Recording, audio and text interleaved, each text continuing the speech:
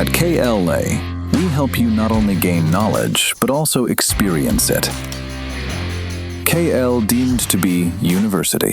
YSR Congress party అధినేత YS Jaganmohan Reddy ప్రధాని నరేంద్ర మోడీని కలవబోతున్నారని ఆ పార్టీ ప్రచారం చేస్తుంది.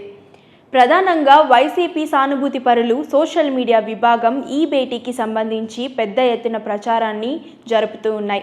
అయితే ప్రధాని కార్యాలయం నుంచి అధికారికంగా అపాయింట్మెంట్ ఖరారైందా లేదా అనే అంశంపై ఇప్పటికీ స్పష్టమైన క్లారిటీ అయితే లేదు. ఒకవైపు నిజంగానే మోదీ అపాయింట్మెంట్ లభించి వీరిద్దరి భేటీ జరిగితే మాత్రం ఏపీలోని కూటమి మధ్య అనుమానాలు రేకెత్తించి చిచ్చు పెట్టాలనే జగన్మోహన్ రెడ్డి వ్యూహంలో మొదటి అడుగు పడినట్లే అవుతుంది. గత కొన్నేళ్లుగా జగన్మోహన్ రెడ్డి ఒక ప్రత్యేకమైన పొలిటికల్ ఇమేజ్ బిల్డింగ్ అయితే నమ్ముకుంటూ వస్తున్నారు.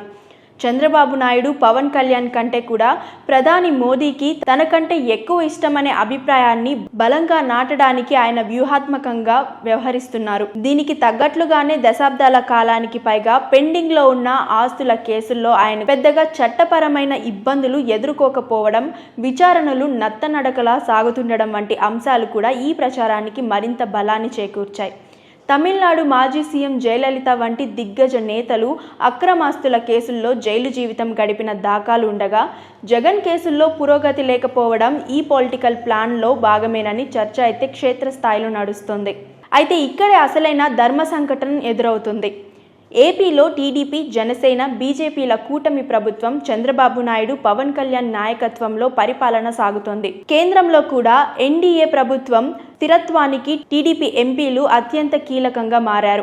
ఇలా మారుతున్న రాజకీయాల్లో అధికారికంగా ఉన్న మిత్రపక్షాలపై ఫిర్యాదు చేయడానికి వచ్చే ప్రతిపక్ష నేత జగన్ను మోదీ ప్రోత్సహిస్తే అది కూటమి ధర్మానికి, నైతికతకు పెద్ద దెబ్బగా అయితే మారబోతుంది.